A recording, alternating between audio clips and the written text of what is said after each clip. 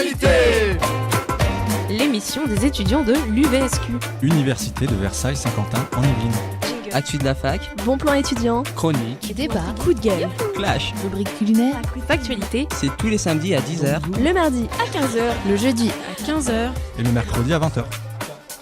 Factualité sur Marmite FM. 88.4. Bonjour à toutes et tous, merci d'avoir choisi Marmite FM 88.4. Bienvenue à Factualité, l'émission des étudiants de l'UVSQ. Eh bien, nous ne sommes pas juste une team d'animateurs, aujourd'hui nous avons des invités. Aujourd'hui au studio avec nous, il y a Julien et Jeanne Deicher. Bonjour Julien et Jeanne. bonjour. Salut. Alors, au programme de cette émission, ce sera l'interview de l'invité du jour, donc Juliane et Jeanne Deicher, qui nous parleront d'iPredict. Juste avant d'entrer dans le vif du sujet, j'aimerais faire un petit retour sur iShare avec toi, Julien. Ouais. Donc, l'étude sur la santé des étudiants, est-ce que tu peux nous rappeler en quoi consiste iShare ? Parce que je rappelle aux auditeurs, tu es déjà venu, tu as eu l'occasion de venir nous parler en détail d'iShare, de tout ce que ça recouvre. Et là, on va faire juste un petit récap. Ouais, en gros, iShare, c'est une étude sur la santé des étudiants qui a été mise en place depuis 2013, voilà, et qui est sur l'université de Versailles-Saint-Quentin aujourd'hui. D'ailleurs, vous pouvez voir des stands un peu partout dans l'université. On vous offre du café, du thé, des madeleines, et on vous présente l'étude si vous la connaissez pas encore.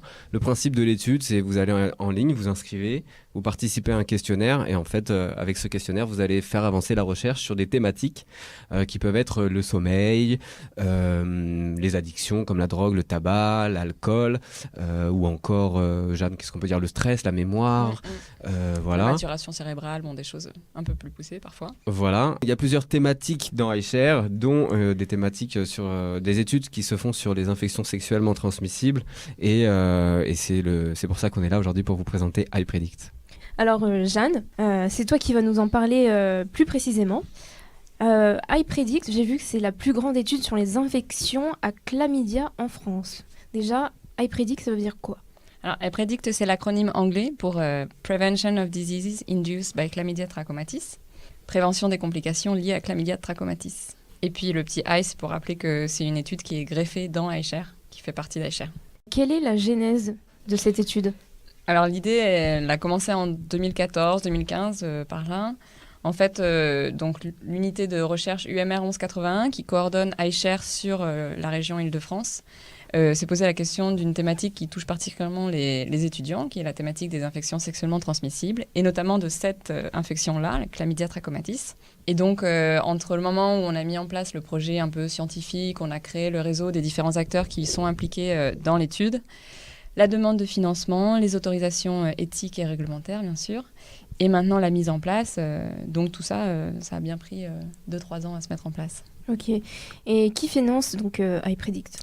Alors, on a un financement du programme hospitalier de recherche clinique. C'est un financement en fait qui émane du ministère de l'Action sociale et de la Santé. Et puis, on a d'autres financements complémentaires. On a un financement de l'Institut de recherche en santé publique, l'IRESP. Et puis après, indirectement, on a donc pas de l'argent directement, mais un support logistique de iShare, évidemment, de toute l'étude iShare, de l'UVSQ, qui met aussi à disposition un certain nombre de moyens. Et puis toutes les structures qui permettent à ce projet d'exister, donc la PHP, qui est le promoteur de l'étude, qui porte la responsabilité de cette étude, et puis les différents services de médecine préventive, les hôpitaux qui participent à l'étude. Ok, d'accord. Du beau monde, ok. Voilà. Pourquoi est-ce qu'on s'intéresse aux IST ? Et c'est quoi une IST ? Parce que peut-être que les auditeurs ne savent pas ce qu'est une IST. Donc alors, une IST, c'est une infection sexuellement transmissible. Donc, c'est un microbe qui peut être un virus, une bactérie, un parasite, qui se transmet sexuellement, donc lors de rapports sexuels ou de préliminaires. Et qui peut affecter autant les hommes que les femmes. Ok. Alors, pourquoi on s'intéresse aux IST ? Depuis quelques années, on a vu qu'il y avait une recrudescence des IST en France, et notamment chez les jeunes. Alors, pourquoi ? On ne sait pas forcément trop pourquoi, mais ce qu'on sait, c'est que du coup, il faut absolument mettre en place des actions de prévention pour mieux les contrôler. Tu as dit chlamydia trachomatis. C'est quoi ça ? Alors, cette petite bébête, c'est une bactérie qui touche les hommes comme les femmes, surtout entre l'âge de 18 et 24 ans. Et voilà, donc moi je vais essentiellement parler de quelles sont ses conséquences chez les femmes. Donc elles infectent au niveau du vagin et puis elles peuvent remonter, si elles ne sont pas traitées, au niveau des voies génitales hautes, donc utérus, trompe de Fallope, etc. Et sur le long terme, elles peuvent causer, dans un certain nombre de cas, des infertilités tubaires ou des grossesses extra-utérines. Donc c'est une bactérie qui, chez la majorité des femmes, va être bénigne. Il existe un traitement d'ailleurs. Mais le problème, c'est qu'elle est asymptomatique, il n'y a absolument pas de symptômes. Et du coup, pour la détecter, on est obligé de la dépister. Voilà, donc ça, c'est tout l'enjeu justement de cette étude. Ok, donc c'est l'objectif principal de l'étude iPredict, c'est ça? Voilà, donc l'objectif, c'est de comparer différentes stratégies de dépistage. Et quand je dis de comparer, c'est en termes d'efficacité. Quelle est l'efficacité de différentes stratégies pour diminuer les complications qui sont liées à cette infection? Où va se dérouler cette étude? Est-ce qu'elle va se dérouler dans toute la France? Oui, on a 5 sites qui participent à l'étude. Donc il y en a 4 qui sont actifs à l'heure actuelle. Donc il y a évidemment tout autour de l'UVSQ. Il y a Bordeaux, où iShare est extrêmement présent. Nice également, l'université de Nice. Et puis il y a 2 universités dans Paris. Il y a la commu de Sorbonne Université, donc c'est Paris 2, Paris 4 et Paris 6. Et la commu de Sorbonne Paris Cité, donc je ne me rappelle plus les numéros, mais voilà, en gros, c'est ça. Et cette étude, donc elle a débuté ou elle va débuter? Oui, elle vient de débuter. La première incluse, c'était le 10 janvier 2017 exactement. Et quand est-ce qu'elle va se terminer? Alors normalement, le planning, c'est 2 ans de recrutement. Et les jeunes filles, on les suit pendant 2 ans. Donc en tout, on espère que dans 4 ans, on aura atteint notre objectif. Ok. Et donc pour cette étude, vous voulez combien de participation en nombre? L'objectif, c'est 4000, d'où le fait qu'on a vraiment besoin de participantes. Donc participer. Ok, 4000 participantes, Mm-mm. donc des étudiantes qui soient dans la tranche d'âge 18-24. Voilà, c'est Ok, ça. ok. Et donc toi, Jeanne, quel est ton rôle au sein de cette étude? Alors, moi, je suis épidémiologiste dans l'unité qui coordonne cette étude. Donc, la coordination de l'étude, c'est faire en sorte qu'on arrive bien à répondre aux objectifs scientifiques, vérifier que toute la logistique est en place, que tout roule dans les différents centres, que quand il y a besoin de matériel, on est là pour le fournir, pour résoudre tous les éventuels problèmes. Voilà, enfin, vraiment, c'est de la gestion de projet essentiellement. Et puis, dans l'épidémiologie, il y a aussi toute la partie analyse statistiques, auquel moi, je participais activement. Donc voilà, ça, c'est mon rôle. Ok, donc on en sait un petit peu plus sur cette étude. Maintenant, parlons pratico-pratique. Comment participer à cette étude? Je vais jouer le rôle d'un étudiant lambda et donc je vais te poser des questions. Ok. Concrètement, donc moi, je suis une fille. Je suis dans la tranche d'âge 18-24 ans. Comment est-ce que je fais pour participer à cette étude? Alors, si tu es étudiante, que tu as 18 à 24 ans et que, comme c'est une étude sur les infections sexuellement transmissibles, il y a un prérequis qui est d'avoir eu au moins un rapport sexuel dans sa vie. Tu peux te présenter dans les centres de médecine préventive des universités qui participent à l'étude. Donc, chacune des 5 universités que j'ai mentionnées, il y a un SUMS, un service universitaire de médecine préventive et promotion de la santé.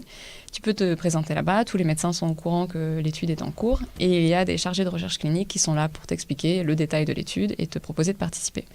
Tu peux tout simplement te présenter, sinon on a des adresses contacts. Donc ici à l'UVSQ, c'est i-predict@uvsq.fr. Donc tu peux écrire pour avoir des infos, prendre rendez-vous ou pas. Ok, d'accord. Voilà. Donc je rentre dans les conditions pour participer à cette étude. Quel va être mon rôle après? Quand tu te présentes au service de médecine préventive, tu fais ce qu'on appelle une visite initiale dans laquelle on t'explique toute l'étude. Tu signes un consentement à participer à cette recherche. Et puis après, ce qu'on va te demander, c'est pendant 2 ans de nous fournir un autoprélèvement vaginal tous les 6 mois, donc pendant 2 ans, donc il y en a 4 en tout, et de remplir un questionnaire avec un certain nombre de données qui vont nous permettre de faire avancer la recherche et de mieux caractériser cette infection. Ok. Et puis à la fin de l'étude, il y aura une visite finale chez un gynécologue pour vérifier que tout va bien. Ok, et c'est quoi un autoprélèvement vaginal? Alors c'est un dispositif qui ressemble en fait à un coton-tige qui permet donc de récupérer des sécrétions vaginales par le biais desquelles nous allons vérifier que tu as ou pas l'infection sexuellement transmissible qui nous intéresse, chlamydia. Ok, donc ça, c'est un truc à faire soi-même, Ouais, c'est ça. C'est bien expliqué. C'est bien expliqué, il y a une notice, la chargée de recherche clinique qui est dans le service de médecine préventive, elle est là pour expliquer comment ça se passe, c'est hyper facile. Et puis c'est un dispositif qui a déjà été validé pour une utilisation autonome par les jeunes filles. Donc 4 autoprélèvements vaginaux, répondre à des questionnaires, visite avec un gynécologue. Si je réponds à un questionnaire, donc quand je vais y répondre, je vais communiquer des infos personnelles. Ouais. Est-ce qu'il y a une garantie que ces données vont rester confidentielles? Ça ne va pas être communiqué à des personnes tierces Voilà, donc il y a une garantie, c'est la loi française qui nous impose de faire une déclaration à la CNIL. La CNIL, elle revoit notre projet, elle vérifie qu'on a bien mis tout en place pour que les données soient sécurisées. L'accès à ces données est limité, donc il y a des accès autorisés ou pas selon les personnes. Donc ça, il n'y a pas de problème. Il y a un certain nombre de procédures qui sont mises en place. Quand tu te présentes dans le service de médecine préventive pour l'inclusion, tu lis une note d'information où tout est explicité et tu signes un formulaire de consentement, qui est un document légal, qui précise bien sûr que tes données sont utilisées dans un cadre très précis et qu'elles ne peuvent pas être utilisées dans un cadre qui sort de ce qui est indiqué sur ce formulaire de consentement. Donc je participe, voilà, je suis dans les 2 ans et à un moment, je ressens des douleurs au niveau de mon bas-ventre. Je sais pas ce qui se passe. Est-ce que je fais partie de l'étude? Est-ce qu'il y a quelque chose... je peux aller voir les gens du SUMS pour en savoir plus? Alors, nous, on a mis en place un dispositif. Le but de cette étude, c'est bien sûr de repérer les complications. Donc, si tu ressens des douleurs, c'est que peut-être il y a des complications. Dans ce cas-là, en fait, nous, on a un réseau d'urgence gynécologique qui participe à l'étude, que tu peux aller voir. Donc, on a 4 centres qui correspondent à des centres qui se trouvent à proximité des universités participantes. Donc, il y en a un à Nice, le CHU de Nice, le CHU de Bordeaux, il y a l'hôpital Cochin à Paris et il y a l'hôpital de Poissy-Saint-Germain-en-Laye, où tu peux te présenter donc aux urgences gynécologiques et les équipes qui travaillent là-bas, elles sont au courant que l'étude est en cours et que potentiellement des jeunes filles de 18 à 24 ans peuvent se présenter pour des douleurs dans le bas-ventre. Donc ce qu'on recommande, c'est de se présenter dans ces services-là. Après, tu peux aussi aller chez ton médecin généraliste ou ton gynécologue. Le tout, c'est de nous informer pour que nous, après, on puisse savoir si oui ou non il y a eu un diagnostic de complications de l'infection. Et voilà, après, tu te fais évidemment soigner comme dans la vie normale. Une dernière question. Participer à cette étude, concrètement, qu'est-ce que ça va apporter à une étudiante? Est-ce qu'on va y gagner quelque chose ou... Oui, la satisfaction d'avoir aidé à faire avancer un projet de recherche. D'avoir fait avancer la recherche. C'est même aider 2 projets au final. C'est 2 projets, oui, parce qu'en participant à ePredict, on participe à iShare, bien sûr. Donc il y a la satisfaction de faire avancer la recherche. Nous, on est très liés au pouvoir public dans le sens où dès qu'on a nos résultats, l'idée c'est quand même que ce soit traduit dans des mesures de prévention sur toute la population. Donc évidemment, en participant à ça, tu contribues à améliorer la prévention des infections sexuellement transmissibles. Donc ça c'est important, tu en bénéficieras aussi, comme toute la population française. Et sinon, au niveau individuel, il y a un suivi médical qui est particulier. Forcément, quand on participe à une étude, on est suivi. Donc, pour s'assurer que tout va bien. Et il faut savoir aussi qu'il y a une compensation pour le temps que tu passes dans l'étude, qui n'est pas une incitation, mais qui est une compensation de 40 €. Et puis, en participant à iShare, tu peux aussi participer à eWin. Donc, tu peux aussi gagner des places de cinéma.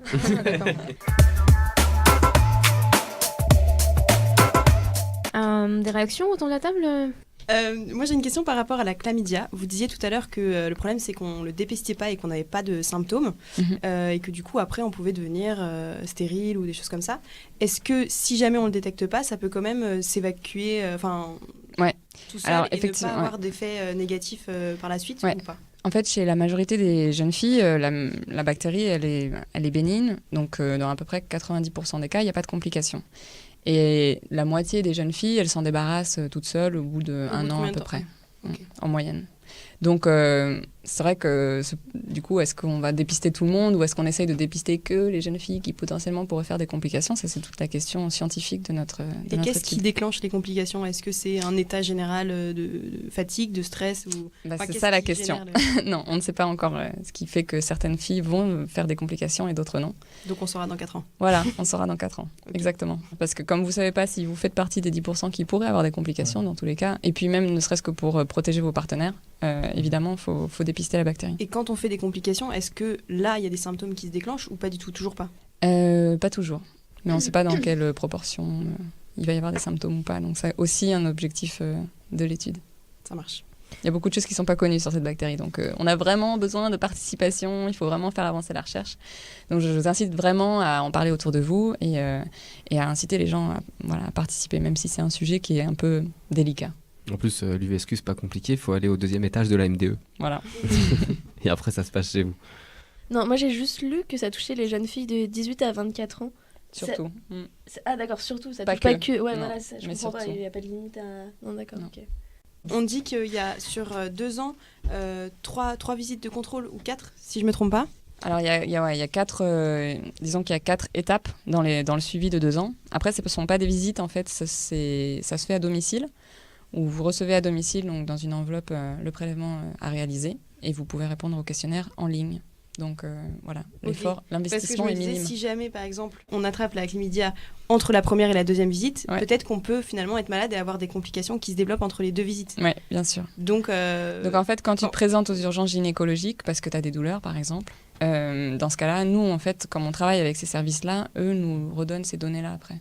d'accord, Donc on peut savoir si tu as Ok. eu ou pas une complication entre les 2 visites. d'accord. Eh bien, merci Jeanne, merci Julien d'être venu nous parler d'iPredic et de la chlamydia trachomatis. On en sait un peu plus, nous, animateurs de Factualité, et j'espère que les auditeurs auront bien écouté cette interview parce que c'est une étude qui touche les jeunes, qui nous touche et qui devrait vraiment nous parler, nous inciter à participer à cette étude. Merci à vous. Merci à toi de nous avoir donné l'occasion de parler de cette étude-là. Et puis, on répète, c'est hyper important que vous participiez. Donc, présentez-vous au service de médecine préventive de l'UVSQ, à la MDE. Factualité! L'émission des étudiants de l'UVSQ. Université de Versailles-Saint-Quentin en Yvelines. Actu de la fac, Bon plan étudiant. chronique, Débat. Coup de gueule. clash. Rubrique culinaire. Factualité. C'est tous les samedis à 10h. Le mardi à 15h. Le jeudi à 15h. Et le mercredi à 20h. Factualité sur Marmite FM. 88.4.